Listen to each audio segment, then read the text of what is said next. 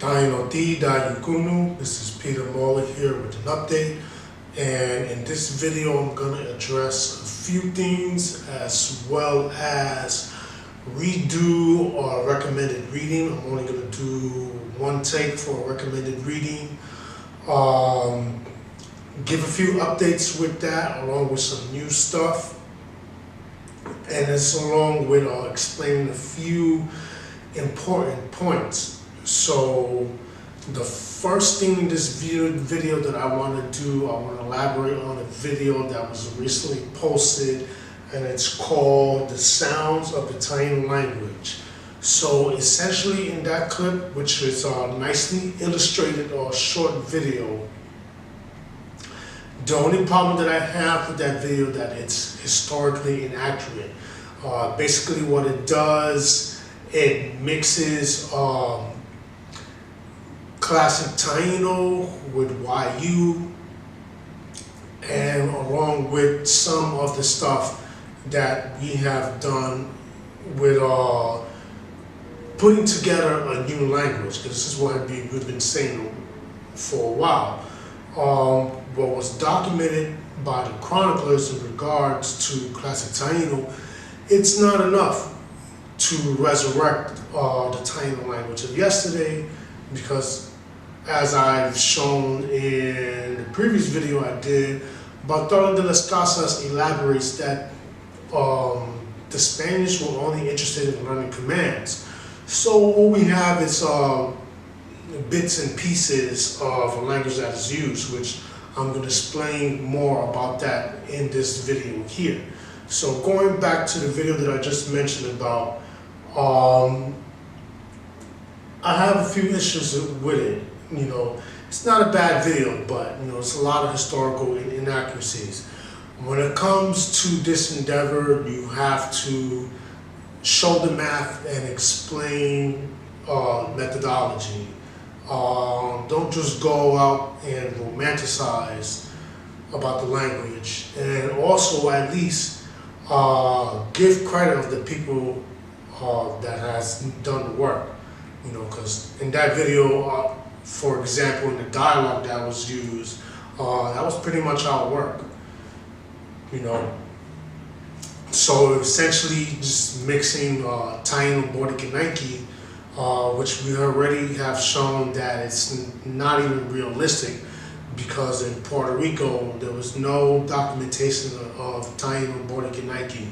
That's essentially made up, and that's just mixing what's left of Taino with YU. I have shown you in the last video I did that when you look at the pronominals for the YU language in comparison to Locono, Kalinago, Garifuna, and what we have with Taino, it's not the same. You know, you can see that there was an evolution that was taking place in the Antilles. So when we syntax style, the classic Taino would be closer to Kalinago than YU, because the Kalinago was a lot closer to the Taino. And we also know from sources, which I'm going to explain a bit later on here, that the Caribs, who the Spanish recorded, which we know today were the Kalinago, they also, not only did they just did they fight against the Tainos, but they also, when it came to certain situations such as rebellion against the Spanish, that they worked together. Okay, so those are important points. So back in regards to the video that I just mentioned, okay, it has elements of YU, Kalinago, Locono, along with classic Taino. Like the prayer in that video was an adaptation from a prayer that was written by Gold E. Torsten. Okay, so those are the points that I wanted to make there. It's important to note when it comes to Bodikinanki, it's not I really disagree, and I don't see it as a reconstructed and modern variant of Taino, because as you're going to see later, especially for the examples that we do have recorded in Borinquen, okay, a lot of it is closely related to the Tainos of Quisqueya. Okay, so now we are going to get into the next part. Okay, now we're back. Now in the last video I did, I showed the page from this book here. Okay, it's called Bedragen zur Ethnografie en Speechkunde Amerika Zumal Brasilliens, Volume 2, by Carl Friedrich Phil Martius. Okay, on page 19. And with regards to a word list that they cited here in regards to Borinquen. So I want to explain a little bit more about this, as I've been doing some research and reading about that. Now in regards to that page and that German source, the primary source for that was Antonio de Herrera. Okay, Antonio de Herrera, and it's taken directly from a book that's called Historia General de los Hechos de los Castellanos en las Islas y la Tierra Fin del Mar Océano. Okay, and I'll elaborate more about that in a second. But first I want to address some of these points that I have with a friend that we were debating about this, which I wasn't too happy because we had a back and forth conversation about this. And I'm not going to reference you in this video, but I'm just going to make some points. If you would look through the book, you would have saw that it cites a lot of sources in regards to the language comparison, and most of it with the Arawakan languages, such as those related to Baniwa, that are either endangered or extinct. Okay, so moving on. So, but these points here is about Puerto Rico.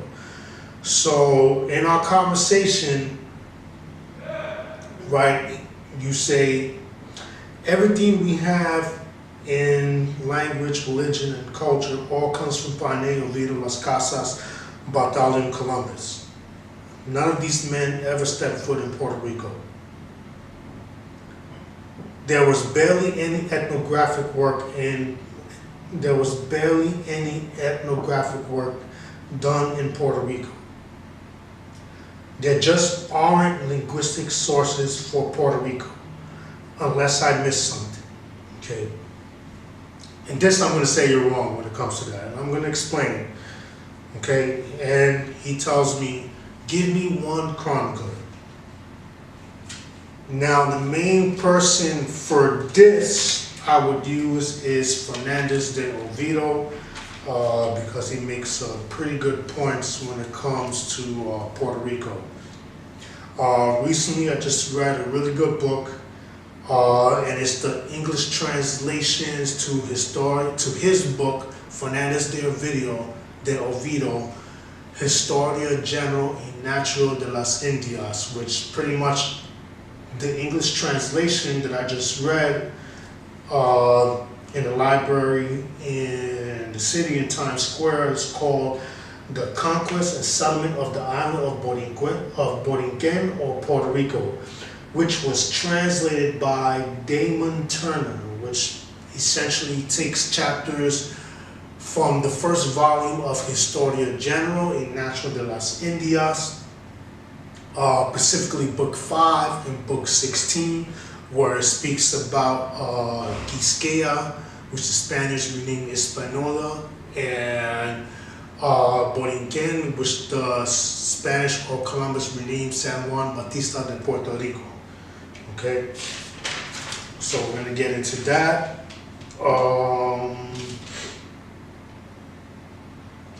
Okay, so this is what Ovideo says.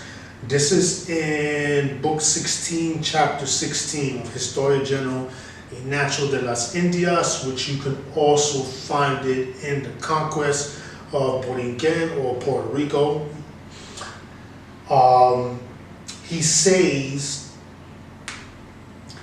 that the people of this island of Borinquen, that they pretty much they had the same culture as in Quisqueya. The only difference with them was that they were men of war and that they were more warlike. This is just me paraphrasing of what he said in that chapter. He says the island territories of the Semis, Aritos, bates, sailing of canoes, agricultures, fisheries, the building of houses in beds or hamacas, marriage and the succession of caciques, inheritance and other things similar to each other are the same as we find in Hispaniola or Quisqueya, okay? And this is coming from Ovideo. That the island of Haiti or Hispaniola, all the same, are found in Borinquen or San Juan. Okay, so once again, I'm just paraphrasing this so it can be a little more clear. Also, I want to address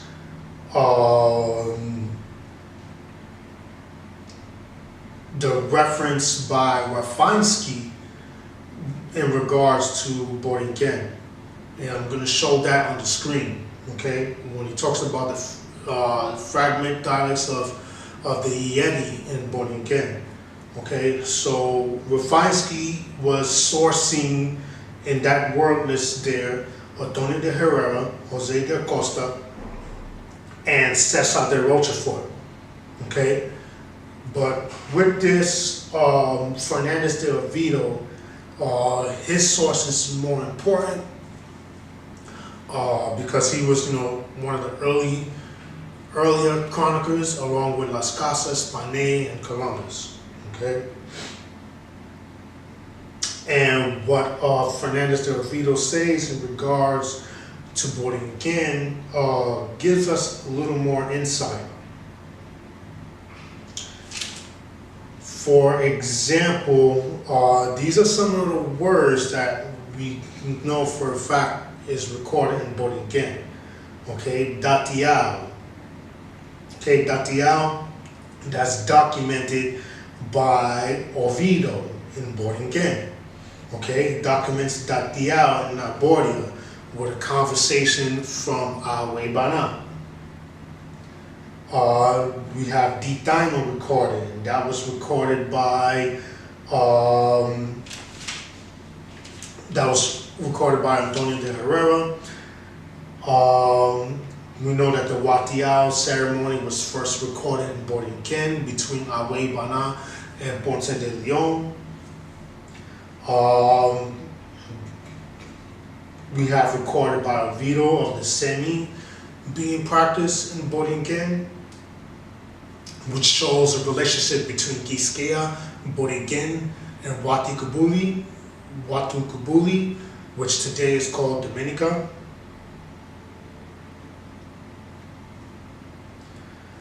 And on top of this, we have Lucayo, recorded by Ovideo in regards to the Bahamas. Luquillo in PR, a mountain called Luquillo in PR. Also, there was a cacique in PR called Luquillo. We have the forms Yuku and Luku recorded for the classic Taino, and Ilaku in the Kalinago. So we see that there was a relationship with all of these. One more point that I want to make. Ovideo records that Doña Áñez tells her son Awebana news of what happened in regards to the conquest of Hispaniola. So using Oviedo as a primary source, we know that they have the same culture and similar practices, with the only difference that they were archers and that they were more warlike. Okay?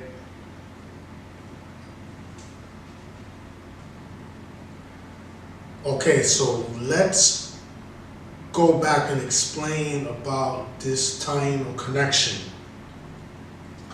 A previous point that I just pointed out, the word Taino.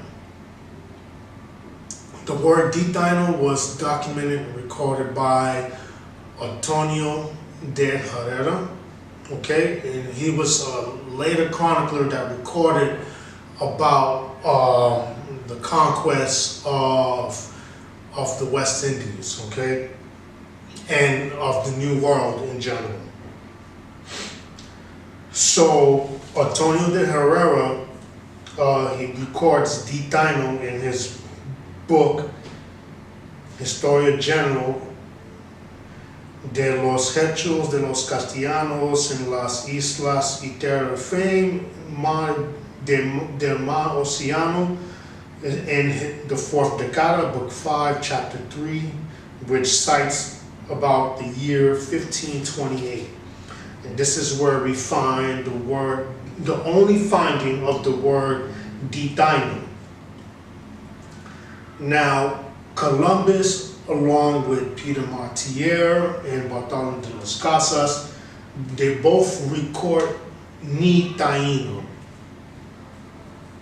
And Dr. Chanca and Martyr, Peter Martyr, they record Taino or Taino, okay?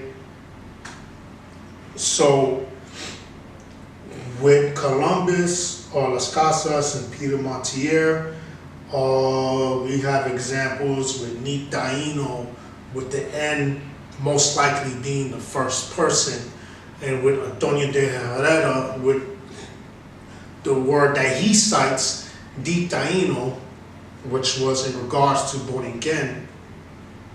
You see that D is the first person. So in the Dominican Republic, we have fragments of the pronominals Daca and Dacha recorded. Okay, the D being the first person, the I, my. Okay, but that's all that we have recorded in DR. We don't have anything else recorded in DR as far as the personal pronouns, okay, in respective for DR and Haiti as a collective. Okay. Also, piggying back, in Borinquen, we have the word Datiao recorded. Datiao is my friend. You see the da is the first person singular, I, my, okay? And that was sourced and documented by Fernandez de Ovideo. Okay, we already know about the Watiao. Okay, the Watiao meaning our friend.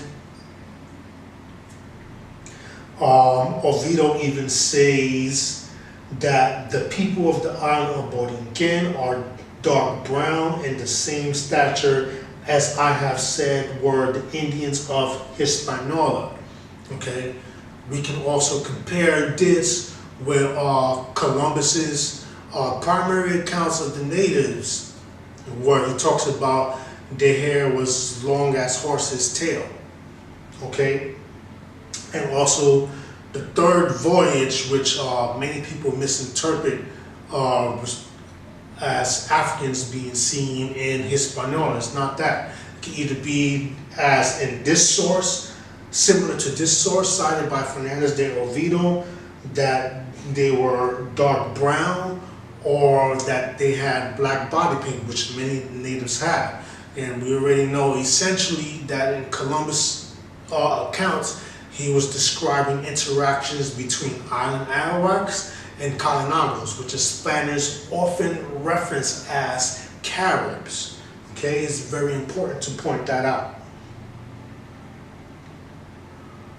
And now in the next take, I'm gonna give you, I'm gonna redo a recommended reading. And this is only gonna be one set, and it's gonna be a basic one that people can use to build their own foundation. And it's important that when we're engaging in this, when it comes to either language, archaeology, DNA, ethnography, and all that stuff that concerns us understanding the Taino worldview, what we need to have is an important historical backdrop in how all of these things come together. Because a lot of times when people post up there, people fail to explain how they come to certain conclusions. So it's important that what we know and understand about the Taino is grounded and is understandable. So let's get into the next part. Okay, final part here, which I'm gonna redo the recommended reading, and I'm just gonna bring out a few important points when it comes to this. The first thing that I want to say when it comes to the Taino movement, the earlier part of it looked towards the powwows, because at that time, the people during that earlier part of that resurgence, they didn't have as much data or compile concerning the Taino worldview. So many people connected to the powwows to try to get some, spiritual connections. But we know better today that powwow culture is essentially North American, and it has nothing to do with the Caribbean. The culture in the Caribbean today has its own swag that reflects all that took place from 1492 and after. And also, the Taino worldview itself is southern. All aspects of the material culture, the religiosity, the language, it all is traced back to northern South America. So, going through these sources again, I'm just gonna point out a few important stuff with this. So, the first book that you should have in your library and read is an account of the antiquities of the Indians, okay, and that's by Fray Ramon Panay. The only problem with this is that the original written by Ramon Panay is lost, so this is based on a fragmented by Alfonso de Ula, which was written in Italian, and that translation had a lot of corruptions with the original words that was recorded by Ramon Panay. The late Jose Juan Aaron did a tremendous job in making sense of that document with comparing Las Casas, Peter Martyr, and also Columbus. There's also the Spanish version of that, Relación Antiquidades de los Indios. And these are two books which they're available in English and Spanish versions that you want to use to build your foundation in regards to the Taino worldview, the religiosity, and all that stuff. Now, realistically, that book is dealing with first contact, with the Spanish being in the Caribbean islands and learning how those people interacted. Columbus already made descriptions of the people that he saw, which today corresponded to the people phonetically who appeared like the Yanomamo or also the Locono. Okay, we know that the DNA extracted from the tooth from a Lucayan in the Bahamas corresponds, they found that it corresponds to the people who live today in northern South America, which would be modern day Locono speakers. Okay, so that's important to point out. The next book would be an account much abbreviated, of the destruction of the Indies by Bartholomew de las Casas. And this version was translated by Andrew Hurley. I recommend this version because it's a good translation of the destruction of the Indies by Bartholomew de las Casas. And pretty much what it breaks down is the shift of the social and political structure in the Antilles by our Taino ancestors. Some of the changes that took place from interacting with the Spanish, the rebellions taking place by the natives. We know already that Ovideo mentions in book 16 of Historia General Natural de las Indias that the Caribs, who we know are Kalinagos, came together in Borinquen with the Tainos of Borinquen to rebel against the Spanish. So those are important points. Another book is by Samuel N. Wilson. It's an old one, but it's a really good source. Hispaniola, Caribbean Chiefdoms in the Age of Columbus. Samuel N. Wilson in that book breaks down a lot of the events that was taking place in the Caribbean during the early Spanish conquest. And there's a lot of good information in that book, and I feel, in my opinion, that it will help to give people a good historical overview and also archaeology, but mainly the historical part. And that's, in my opinion, he has a lot of good points there. Next one, Encyclopedia of Caribbean Archaeology, edited by Basil A. Reed. And also Myths and Reality of Caribbean History by Basil A. Reed. Both very good books in regards to archaeology. Also Samuel N. Wilson, Archaeology of the Caribbean, that's also another good book. Jose R. Oliver's Caciques and Semi-Idols. That's also a very important book that you gotta have in your library. Jose R. Oliver also makes a lot of good points in regards to the Cahoba ceremony, the historical significance of the Cahoba ceremony. He makes points that I have not seen anyone else in the academic field make in regards to it. Languages of the PreColumbian Antilles by Julian Granberry and Gary Vasilius. There's mistakes in that book, but the reason why I recommend people to read this because they have a good historical breakdown in regards to the languages, the historical legacy of the languages in the Circum-Caribbean. And it's important to read that because it's going to give you a grounding and understanding of the languages once spoken in the Antilles. Languages of the West Indies by Douglas Taylor, another good important source because he also gives good historical references. And last but not least, Mythologia Taino or Yeti, Ramón Pané y la relación sobre las antigüedades de los indios, which was edited by Angel Rodriguez Alvarez. And I recommend that book because he has a lot of comparisons, a lot of primary sources from the Chronicles.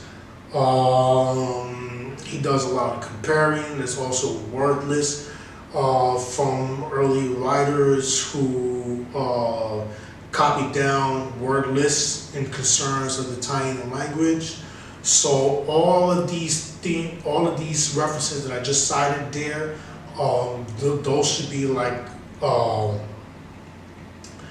the first set of books you should read. If you haven't read any books on the Tainos before, those should be your set of books you should read first. They will give you a grounded overview of the Taino worldview, and it's going to give you an understanding of the perspectives earlier on to today.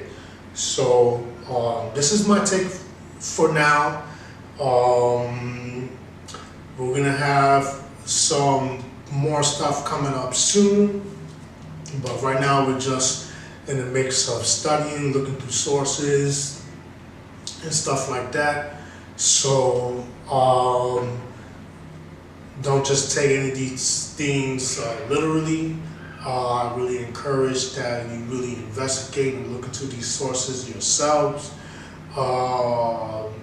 Shouting out again, once again, a book that I just read, which is really good.